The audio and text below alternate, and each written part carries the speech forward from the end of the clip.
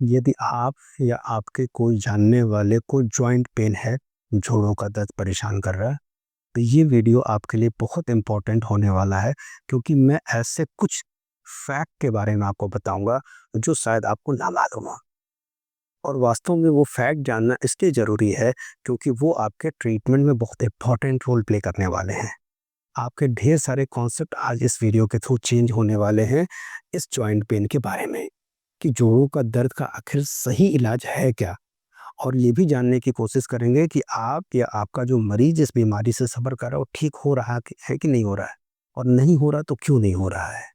वास्तव में जब भी कभी किसी को जॉइंट पेन का आपने इलाज करवागा, ईमानदारी से मैं ये बात आपसे पूछ रहा हूँ, मुझे कमेंट बॉक्स में ज़रूर बताइएगा, क्या ये पूरी तरह से ठीक हो गया?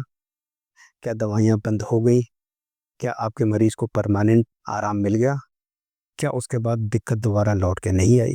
तो ये कुछ बेसिक क्वेश्चन है जिसके बारे में आज हम लोग बात करेंगे, और इस वीडियो को 7-8 पॉइंट में कंक्लूड करने की कोशिश करेंगे। श्योरली वीडियो बड़ा होगा, क्योंकि बहुत इम्पोर्टेंट और ऐसे टॉपिक को मैं आपको शेयर करने जा रहा हूँ। इसमें हम लोग एलोपैथिक मेडिसिन के अप्रोच के बारे में भी बात करेंगे। आयुर्वेद के बारे में हमें ज़्यादा जानकारी नहीं है, और हम अपने होम्योपैथिक पॉइंट और नेचुरल पॉइंट को भी रखने की कोशिश करेंगे।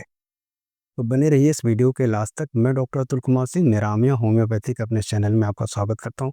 उम्मीद करता हूँ कि आपको हमारे वीडियोस पसंद आ रहे होंगे। यदि आ रहे हैं तो इसे लाइक करिए, शेयर करिए, और अभी तक यदि आपने हमारा चैनल सब्सक्राइब नहीं किया तो ज़रूर सब्सक्राइब करिए।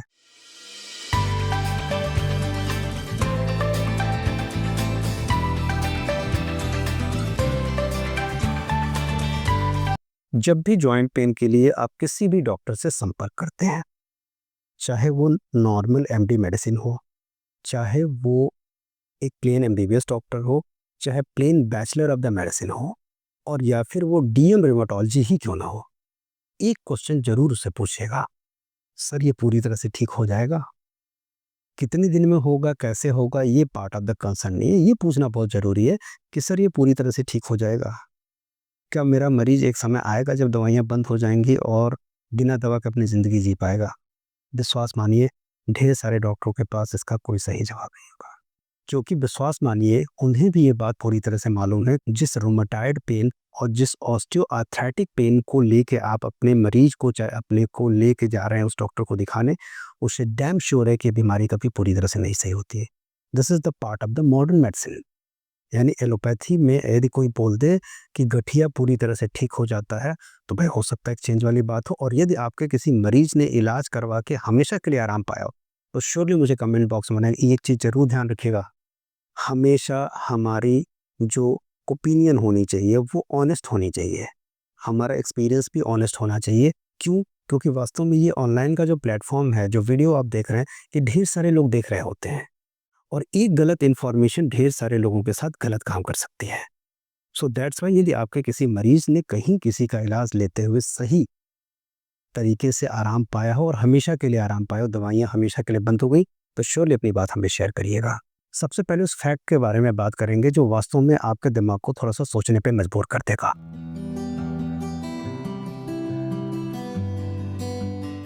जोड़ों का दर्द जिसे नॉर्मल गठिया कहते हैं, उसमें ढेर सारी वैरायटी होती है, लेकिन मेन 3 वैरायटी की बात करेंगे। या फिर वो रोमैटिक पेन है, या फिर वो रोमेटाइड पेन है, या फिर ऑस्टियोआर्थराइटिक पेन है।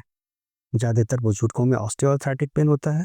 रोमेटाइड भी एक एज के बाद होता है, लेकिन आजकल की डेट में ऑटो इम्यून डिसऑर्डर कभी भी ट्रिगर कर सकते हैं, और रोमेटिक पेन भी किसी एज में हो सकता है।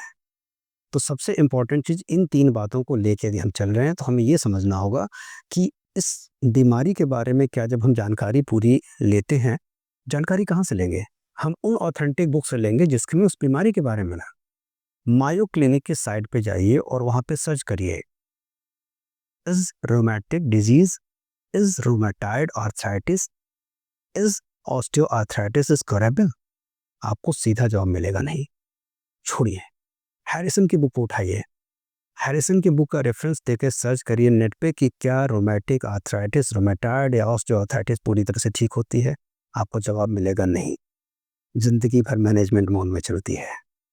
छोड़ दीजिए, सेम हम लोग जो प्रैक्टिस ऑफ मेडिसिन की डेविडसन पढ़ते हैं, उसमें भी सेम चीज़ लिखी हुई है। ये पूरी तरह से सही है, ज़्यादा कुछ नहीं। सीडीसी यूएस की गवर्निंग बॉडी है, जहाँ से उठे वो centre for disease control and prevention, उनकी साइट पे भी जाइए और फाइंड आउट करिए इज रोमेटिक रोमेटाइड और ऑस्टियोआर्थराइटिस इज क्योरेबल, आपको जवाब मिलेगा नहीं। तो सीधी सी बात है, इस बात का जवाब देने में हम हेजिटेट क्यों करते हैं बीइंग अ डॉक्टर? कि एलोपैथिक डॉक्टर सीधे क्यों नहीं बताता अपने मरीज से कि कभी नहीं सही होगा ज़िंदगी भर दवा खाइए? और यदि इतने ज़्यादा रिसर्च करके उन्होंने लिखा है तो ऐसे तो लिखा नहीं वो, क्योंकि उन्हीं के प्रोटोकॉल को सभी लोग फॉलो करते हैं। तो इसका मतलब क्या, हम डिस्करेज हो जाएँ, फ्रस्ट्रेट हो जाएँ, डिप्रेस हो जाएँ कि कभी नहीं सही होगा? नहीं, ये तो मॉडर्न मेडिकल साइंस बोले, लेकिन ऐसा सभी नहीं सोचते हैं। अब यहाँ पे 2 रास्ते खड़े होते हैं कि या फिर आप कन्वेंशनल एलोपैथिक मेडिसिन की तरफ जाएँ जहाँ की मैनेजमेंट है, और दूसरा नेचुरल मेडिसिन की तरफ जाएँ जहाँ आयुर्वेद, होम्योपैथी और यूनानी है। और इसके साथ लाइफस्टाइल मॉडिफिकेशन की भी बात करेंगे, योगा की भी बात करेंगे। बिलीव मी डियर, मैंने अपनी लाइफ में कभी भी होम्योपैथिक मेडिसिन से किसी को नुकसान होते तो नहीं देखा है। हाँ, ड्यूरिंग द होम्योपैथिक मेडिसिन कई बार लोगों को दिक्कत होती है, लेकिन वो डिजीज फिनोमेनन का पार्ट होता है, यानी बीमारी कंट्रोल में नहीं आ रही दवा से, न कि दवाई रिएक्ट कर रही है। दवाई रिएक्ट नहीं, हमेशा एक्ट करेगी। इन सारी चीज़ों का सीधा कंक्लूजन ये है कि जो पेन हो रहा है वहाँ लोकल इन्फ्लेमेशन है, कार्टिलेज डैमेज हो जाएगा यदि ज़्यादा दिनों तक इसका इलाज नहीं होगा, यदि इन्फ्लेमेशन बना रहा, ठीक है।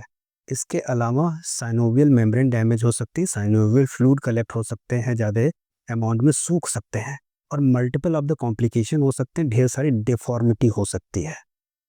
तो डिफॉर्मिटी होने के बाद किसी होम्योपैथिक डॉक्टर को सेलेक्ट करने की तुलना में ज़्यादा बेटर ये है कि उसके पहले ही क्यों नहीं, जब मैं बीइंग अ होम्योपैथिक डॉक्टर किसी मरीज को एक अच्छी इलाज या अच्छे प्रोग्नोसिस के लिए किसी एलोपैथिक डॉक्टर को रेफर कर सकता हूँ, why not the allopathic doctor refer to the homeopathic? क्योंकि वास्तव में वो ऐसा ट्रीटमेंट का पार्ट ही नहीं मानते। आई don't know why, majority of the cases में देखा है।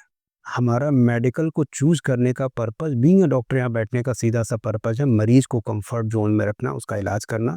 हमें कोई फर्क नहीं पड़ना चाहिए कि वो एलोपैथी है, होम्योपैथी, आयुर्वेदिक है। इसीलिए आजकल की डेट में गवर्नमेंट की गवर्निंग बॉडी भी ये समझने लगी है कि जितने भी एम्स और अच्छे हॉस्पिटल में उसमें सारे डिपार्टमेंट होने चाहिए, सबको मौका मिलना चाहिए सारे इलाज का। बाय द वे, ये हमेशा आपकी चॉइस है कि क्या आप स्टेरॉयड, एंटी इन्फ्लेमेटरी ड्रग्स और बाकी का सारा लेना चाहते हैं, और या फिर आप नेचुरल मोड पे चलना चाहते हैं। पर्पज हमेशा एक होना चाहिए कि मरीज को आराम मिलना चाहिए, लोकल इन्फ्लेमेशन में रिलीज होना चाहिए, और उसके अलावा साइनोवियल मेम्ब्रेन उसकी ठीक होनी चाहिए, साइनोवियल फ्लूइड इंटैक्ट होना चाहिए, जॉइंट में डिफॉर्मिटी नहीं होनी चाहिए। इतना यदि हम बचा पा रहे हैं तो टेस्ट ना छेना।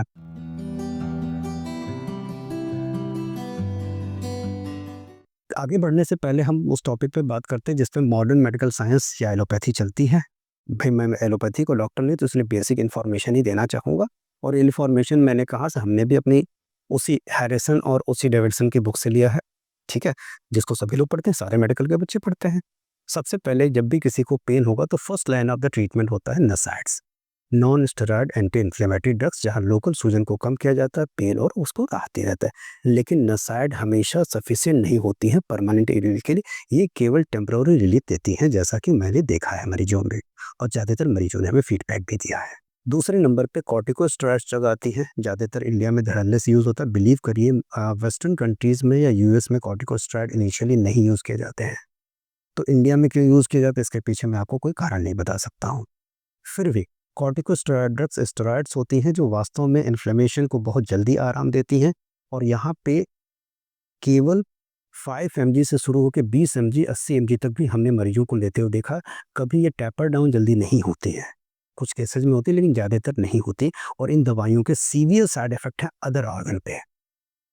यदि आपको स्टेरॉइड्स के कॉर्टिकोस्टेरॉइड ड्रग्स के सीवियर साइड इफेक्ट को पढ़ना है तो आप सीडीसी यूएस की साइट पे जाके देख सकते हैं, मायो क्लिनिक पे जाके देख सकते हैं, और भी ढेर सारे ऑक्सफोर्ड यूनिवर्सिटी की साइट पे आप जाके देख सकते हैं कि लंबे टाइम तक कॉर्टिकोस्टेरॉइड ड्रग्स लेने के क्या हजार्ड्स हो सकते हैं। तीसरे नंबर पे डीएमएआरडी ड्रग्स यूज होते हैं, disease modifying anti rheumatic drugs. ये ड्रग्स वास्तव में कॉर्टिकोस्टेरॉइड्स के बाद यूज होते हैं, लेकिन इसके भी लंबे समय तक, शॉर्टर ड्यूरेशन में तो नहीं, लेकिन लंबे ड्यूरेशन तक यूज करने के इसके भी सीवियर साइड इफेक्ट्स होते हैं। लेकिन जब ऑप्शन नहीं है तो करेगा क्या आदमी, और यहाँ तक कि नौबत आ रही है तो इसका मतलब ये है कि आपकी रोमेटिक या गठिया ज़्यादा कॉम्प्लिकेटेड है। इसमें मीथोट्रेक्सेट और इससे रिलेटेड खुद की ढेर सारी दवाइयाँ होती हैं। यदि आप गठिया से ग्रसित हैं तो आप देखिएगा उसमें ज़रूर इन दवाइयों के बारे में मेंशन होता है, और लंबे टाइम तक चलती हैं। कई बार वीकली चलती हैं, कई बार डेली भी देनी पड़ती है। जैसे जैसे मॉडर्न मेडिकल साइंस और ज़्यादा तरक्की कर रही है तो बायोलॉजिकल मेडिसिन का बहुत ज़्यादा ज़माना है, इंजेक्टेबल। और वास्तव में ये इम्यून लेवल पे काम करती हैं और इम्यून लेवल पे इस तरह से काम करती हैं, आराम तो देती हैं लेकिन इसके दूरगामी साइड इफ़ेक्ट हैं और अभी इस पे रिसर्च चल रहा है। मैंने ढेर सारे लोगों को बायोलॉजिकल इंजेक्शन लेते हुए देखा है और उसके साइड इफ़ेक्ट से भी झेलते हुए देखा है। तो बायोलॉजिकल इंजेक्शन यदि आपको लेना हो तो किसी बहुत एक्सपर्ट जिसको कम से कम 10 साल का तजुर्बा हो रोमेटिक डिजीज़ को सही करने का। अदरवाइज़ मैं अपनी तरफ से बीइंग होम्योपैथी डॉक्टर्स के लिए हमेशा मना करूँगा।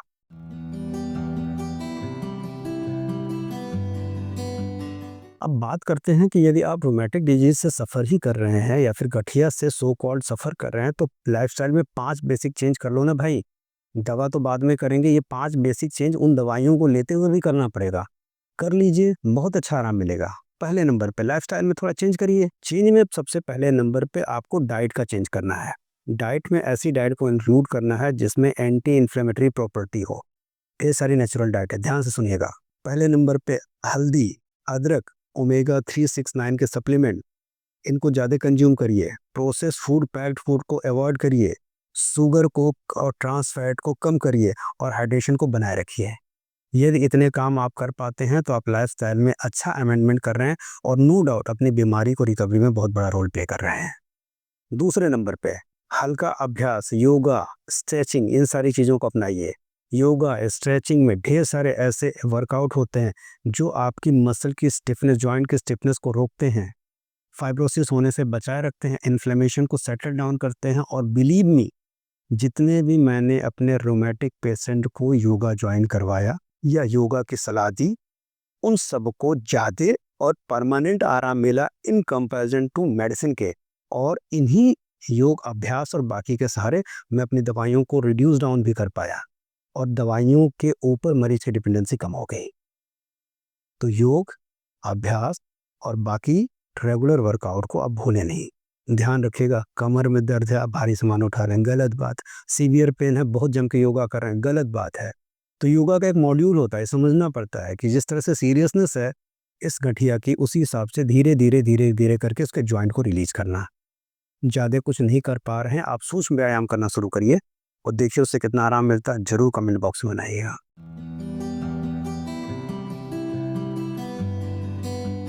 मानसिक प्रबंधन बहुत ज़रूरी है भाई, मेंटल स्टेबिलिटी बहुत ज़रूरी है। डॉक्टर साहब को दिखाने गए, डॉक्टर साहब ने बोल दिया खतरनाक गठिया, ज़िंदगी भर झेलोगे आप। मरीज फ्रस्ट्रेट हो गया, उसका दिमाग का फ्यूज़ उड़ गया, परेशान हो गया, हाँ ये क्या हो गया? कुछ नहीं हुआ है। हो गया तो आप इसे एक्सेप्ट करिए, इसके अकॉर्डिंग प्लानिंग करिए। ठीक है, कुछ चीज़ें आप नहीं कर पाएँगे लेकिन अभी भी ढेर सारी चीज़ें कर पाएँगे। तो मेंटल स्टेबिलिटी बहुत ज़रूरी है इस तरह की क्रॉनिक इलनेस में, क्योंकि जितना ही आप डिस्टर्ब रहेंगे, पेन है क्या समझने की कोशिश करिएगा। पेन एक सब्जेक्टिव फिनोमेनन है, दिन भर बैठे रहोगे पेन ज़्यादा होगा, अपने आप को बिज़ी रखोगे दिमाग डाइवर्ट होगा, पेन कम होगा। So that's why mental management या फिर आपको मेडिटेशन बहुत ज़रूरी होता है ऐसे कंडीशन में अपने कॉन्फिडेंस बूस्ट करने के लिए।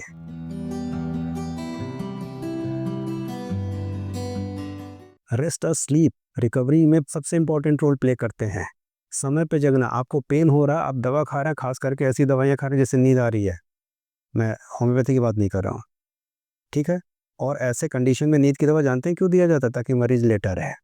नहीं, मैं उन दवाइयों को सपोर्ट नहीं करता, लेकिन फिर भी रेस्ट को सपोर्ट करता हूँ, स्लीप को सपोर्ट करता हूँ।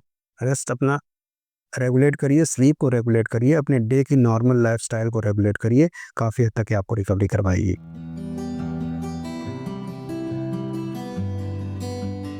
अब बात करते हैं लास्ट में होम्योपैथिक दवाइयों की। होम्योपैथिक दवाइयाँ केवल वन सिम्टम पे नहीं दी जाती हैं, जो लोग देते हैं वो गलत काम कर रहे हैं, क्योंकि मरीज ढेर सारे इलाज लेके झेलते हुए आ रहा है। तो एक दवा से तो नहीं सही होगा और ऐसी कोई दवा नहीं बनी है जो बिना केस हिस्ट्री के दी जा सके। दी जा रही है तो हम भी वही काम कर रहे हैं जो एलोपैथी वाले करते हैं। वन सिम्पटम पे दवा, हो गया रेस्टॉक्स ले लो, हो गया कोलोसिन ले लो, हो गया एब्रोमा एप्रोटेनम ले लो, हो गया सिमिसिफ्यूगा ले लो, हो गया ब्राइनिया ले लो, आर्निका ले लो, मेल्फॉस ले लो, ये ले लो। गलत। इतना ही आराम से ठीक हो सकता था तो वो एलोपैथिक डॉक्टर बीमारी के बारे में आपसे ज़्यादा अच्छी नॉलेज रखता है, एक होम्योपैथिक डॉक्टर से ज़्यादा अच्छी नॉलेज रखता है बीमारी के बारे में। सो दैट्स वाई वो ठीक कर लेता, लेकिन नहीं हो रहा है। इसका सीधा मतलब है कि हमें आपकी पूरी टोटलिटी लेनी पड़ेगी। पेन, कब शुरू हो रहा है, कितने दिन पहले शुरू हुआ, क्या कॉज था, मॉडलिटी क्या है, किससे आराम मिलता है, कब वर्स होता है, पेन का टाइप क्या है, सेंसेशन क्या है, सारी चीज़ों को एक पर्टिकुलर बीमारी के सारे एस्पेक्ट को देखना पड़ता है। ठीक। नेक्स्ट, पेन डे टाइम में क्या वेरिएशन करता है, दिन में कब बढ़ता है, कब कम होता है, पेशेंट की डाइट क्या है, पेशेंट को क्या अच्छा लगता है, पेशेंट को क्या बुरा लगता है, किस कंडीशन में पेशेंट आराम महसूस करता है। जनरल, पेशेंट जब ज़्यादा पेन में रहता है उस किस तरह से रिएक्ट करता है, पेशेंट का टेम्परामेंट क्या है, पेशेंट को कब गुस्सा लगता है, पेशेंट क्या वीपिंग डिस्पोजिशन का तो नहीं है, पेशेंट बीमारी से बहुत ज़्यादा टूट तो नहीं चुका है। मल्टीपल ऑफ द चीज़ें हैं जो रिकवरी में इंपॉर्टेंट रोल प्ले करती हैं, और रिकवरी से पहले इन सारे सिम्टम्स को टोटलाइज करना पड़ता है। I am talking about the individual approach for the treatment. Homeopathy में ऐसा हो ही नहीं सकता है कि एक बीमारी को पकड़िए आप सबको एक दवा दे दीजिए, नहीं पॉसिबल है। जो लोग कर रहे हैं वो गलत काम कर रहे हैं। तो हमेशा हर एक पेशेंट इंडिविजुअल पेशेंट है। क्यों? क्योंकि दो लोगों की मेंटालिटी एक जैसी नहीं हो सकती, तो दवा कैसे एक सबकी जैसी हो सकती है। और मेंटालिटी और बाकी जनरलिटी के हिसाब से ही तो आप उनको दवा दे रहे हैं, वही आपका सिलेक्शन का क्राइटेरिया है, तो दवा सेम कैसे हो सकती है। तो इसीलिए हमेशा इंडिविजुअल अप्रोच रखें। हमने अपनी ज़िंदगी में इंडिविजुअल अप्रोच को ज़्यादा प्रायोरिटी दी है, इसीलिए मैं मानता हूँ कि एक दिन में ज़्यादा मरीज़ नहीं देखे जा सकते हैं। आप 2 मरीज़ देखिए, सही से देखिए, नहीं तो मत देखिए। क्यों? क्योंकि वो ढेर सारी चीज़ों से झेलते हुए आ रहा है। सबसे इम्पोर्टेंट चीज़ सही तरीके से केस को लेना, एनालाइज़ करना, और सबसे इम्पोर्टेंट जो चीज़ है, वो फ़ॉलो-अप है। एलोपैथी में फ़ॉलो-अप इतना इम्पोर्टेंट ना होता होगा, इट्स मेबी, लेकिन होम्योपैथी में फ़ॉलो-अप इसलिए इतना इम्पोर्टेंट होता है कि किस सिम्पटम्स के बिहाफ़ पे क्या दवा दी गई, नेक्स्ट टाइम में क्या नए सिम्पटम आए, क्या पुराने सिम्पटम गए, और इसके अकॉर्डिंग नई टोटलिटी को बनाना, फिर मेडिसिन सेलेक्ट करके आपको देना है। और ये समझना पड़ता है कि जो हमारा केस है वो सही पाथ पे चल रहा है कि नहीं चल रहा है। पता चले दर्द बढ़ता गया और डॉक्टर कहता चला गया कि होम्योपैथी में पहले बढ़ता कर घटता। झूठ, बहुत बड़ा झूठ है ये, गलत। मैं ऐसे कंडीशन में आईएनएफ अल्फा और टीएनएफ गामा का टेस्ट करवाता हूँ ब्लड लेवल में देखने के लिए, आरए फैक्टर, इसके अलावा एएसओ टाइटर, इसके अलावा ईएसआर, ये ढेर सारी चीज़ें मैनेज करनी पड़ती है। जब तक आप ब्लड में नहीं देखेंगे तब तक आप समझ ही नहीं पाएंगे कि अंदर हो क्या रहा है। So that's why each and every treatment we have to go parallel with the investigations. यदि ऐसा नहीं हो रहा तो गलत है। तो खैर, यदि होम्योपैथिक अप्रोच में आप जा रहे हैं तो इंडिविजुअलाइज करके पेशेंट को चलना पड़ेगा, और तभी अच्छी दवा मिलेगी। कंक्लूजन ऑफ दिस वीडियो, कि आपका मकसद है दर्द को आराम पाना, और आपका मकसद है बीमारी को ठीक करना। इसके लिए हम केवल एक अप्रोच को नहीं अडॉप्ट कर सकते हैं। क्यों? मैं कभी भी एलोपैथी को इसलिए कॉन्ट्राडिक्ट नहीं करता क्योंकि उसकी भी एक लिमिट है, उसकी भी एक एडवांटेज है। हमारी भी एक लिमिट है, हमारी भी एडवांटेज है। जब सीवियर पेन में आप परेशान होते हैं तो नो डाउट ऐसे कंडीशन में एलोपैथी सहारा देती है, लेना भी चाहिए। हाँ, ये हमारी विश होती है कि क्यों ना वो शॉर्टर ड्यूरेशन के लिए हो, क्योंकि वो दवाइयाँ लंबे टाइम के ट्रीटमेंट के लिए साइड इफेक्ट कॉज करती हैं। एक बात हमेशा ध्यान रखिएगा, हमें आज तक इस बात का जवाब नहीं मिला। यदि आपको मिला तो ज़रूर मुझे बताइएगा। एक ही बीमारी के लिए एक ही लाइन ऑफ ट्रीटमेंट के दो अलग-अलग जगह के इलाज में वेरिएशन क्यों होता है? यानी कि एक रूमेटिक पेशेंट इंडिया में यदि परेशान है, अपना इलाज करवा रहा है, वही रूमेटिक पेशेंट यदि यूके में रह रहा है और अमेरिका में रह रहा है, तो उसके लाइन ऑफ ट्रीटमेंट में चेंज क्यों? वहाँ पहले ही और दूसरे पहले महीने में ही उसको कॉर्टिकोस्टेरॉइड ड्रग्स या बायोलॉजिकल मेडिसिन पे नहीं डाला जाता है। यहाँ पे पहले जैसे किया जाता है। I don't know what are the causes behind that. यदि आपको इसका कारण मालूम चला हो तो ज़रूर हमें इस वीडियो में बताइएगा। इतनी भी जानकारी हो गई। आगे आने वाले वीडियो में जॉइंट पेन के दूसरे एस्पेक्ट के बारे में हम लोग देखेंगे। यदि आपका भी कोई जानने वाला जॉइंट पेन से सफ़र, मैं ये कभी नहीं बोलता हूँ कि जॉइंट पेन का जो इलाज केवल होम्योपैथी में नहीं है। काफ़ी हद तक जॉइंट पेन होम्योपैथी में ठीक, फ़र्क ये पड़ता है कि आप कितना जल्दी डॉक्टर को अडॉप्ट करते हैं और कितना जल्दी होम्योपैथी चूज़ करते हैं। केस कॉम्प्लिकेट हो चुका और डिफ़ॉर्मिटी हो चुकी है और हम उम्मीद करें कि इसमें होम्योपैथी से हम ठीक कर देंगे, नहीं संभव है। इसमें फिजियोथेरेपी का सहारा लेना पड़ेगा हमें, और वास्तव में डिजीज़ प्रोसेस को कंट्रोल करना पड़ेगा। यदि मकसद ज़िंदगी भर दवा खाना ही है, और मान लेते हैं कि इतनी कॉम्प्लिकेशन हो गई है, ज़िंदगी भर दवा खाना पड़ेगा, then why not 80% part covered by the natural medicine, either homeopathy or Ayurveda, and the 20% whenever the disease फिर flare up, यानी कि बहुत ज़्यादा आप दर्द और परेशानी में होते हैं तो एलोपैथी। दोनों लोग मिलकर जब काम करेंगे, बिलीव मी, पेशेंट को सबसे ज़्यादा फायदा होने वाला है। Thank you very much. यदि वीडियो पसंद हुआ होगा तो उन सारे लोगों को फॉरवर्ड करिएगा जो कभी न कभी जॉइंट पेन से सफ़र कर रहा। डॉक्टर अतुल कुमार सिंह, मेरा मैं हूँ।